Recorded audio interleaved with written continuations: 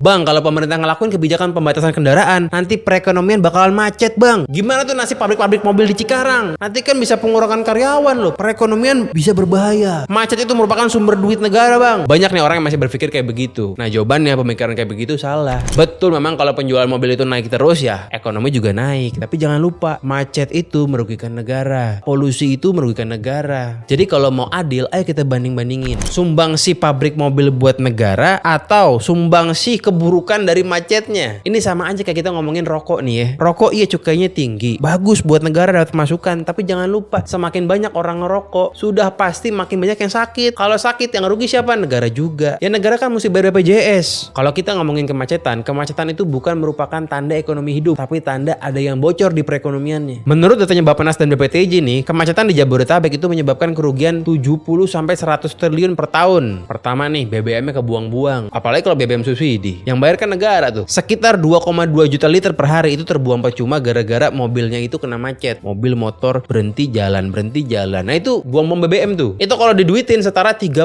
miliar per hari. Oh mahal itu. Orangnya rugi beli bensin. Negaranya pun rugi udah subsidi bensinnya. Kalau bensinnya bensin bersubsidi. Padahal nih harusnya daripada buang-buang bensin kayak begitu, mendingan kan duit warganya dipakai buat belanja UMKM, buat beli bakso, beli baju segala macam. Itu kan lebih memutar perekonomian. Nah yang kedua nih ya, rugi waktu. Menurut TomTom Traffic Index 2024, waktu tempuh di Jakarta itu per 10 kilometernya durasinya butuh 25 menit on average tuh ya. Macetan Bandung sih. Sayang tuh waktu. Mending tuh waktu dipakai buat yang lain. Buat rekreasi sama keluarga, buat nonton bioskop. Nah itu kan semakin sering kita rekreasi tuh, itu kan menyumbang dampak juga buat perekonomian negara. Yang ketiga ya kerugian soal polusi dan juga kesehatan. Lu tau nggak? Kalau misalnya polusi nih, itu Pemda-pemdanya itu ngabisin duit buat nanganin polusi. Di Jakarta juga begitu. Jakarta ini ngabisin duit banyak setiap tahunnya buat ngurusin polusi. Jadi kalau misalnya macetnya berkurang, polusinya pun berkurang, pengeluaran untuk penanggulangan polusinya pun berkurang. Kan enak bisa dipakai buat yang lain duitnya. Bisa dipakai buat murahin transum dan lain-lain. Ya bener sih Pemda dapat pajak STNK, bener. Tapi pajak STNK itu sama sekali tidak setara sama biaya penanggulangan polusi. Bener, cek aja. Yang keempat, ruginya rugi apa lagi? Spare part lo gampang aus. Oh iya, semakin sering stop and go itu spare part mobil lo bakal lebih cepat aus. Lo rugi juga. Lagi-lagi duitnya mendingan lo pakai buat jalan-jalan ke IKN. Lo sumbang tuh perekonomian IKN. Meskipun dia menyumbang buat perekonomian negara, iya, tapi dampak buruknya juga banyak sama kayak rokok. Ya kalau gue mah setuju, rokok dimahalin, tapi yang ilegal diberantas juga. Mobil juga begitu. Jangan terlalu digampangin belinya. Sama kasih tuh kebijakan push. Lo mahalin parkirnya. Lo susahin bawa mobil pokoknya. Dan tenang aja, meskipun industri mobil itu disusahin sekalipun, industri mobil nggak bakal mati. Lihat tuh Jepang. Di Jepang bawa mobil susah, tapi tetap kan orang Jepang punya mobil. Tapi ya mungkin nggak sebanyak di sini lah. Kalau kita bikin kebijakan yang pro pada pedestrian, penanggulangan kemacetan seperti stop melebarkan jalan, seperti persusah orang naik mobil, itu tenang aja, tidak akan merugikan negara. Yes.